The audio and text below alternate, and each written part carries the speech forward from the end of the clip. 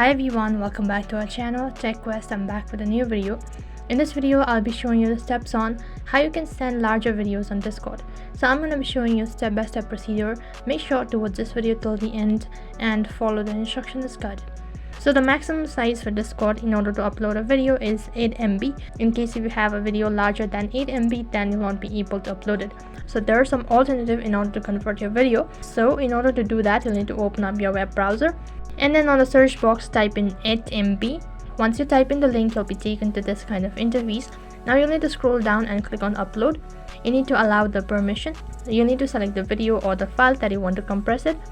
So just go on tapping on file and then select the video that is above 8 MB. File is ready. Now click on this link right at the bottom, and after that you need to click on download. Once you've downloaded, now you need to go back to your Discord application and then you'll be able to upload the video. In this way you can send large videos on Discord.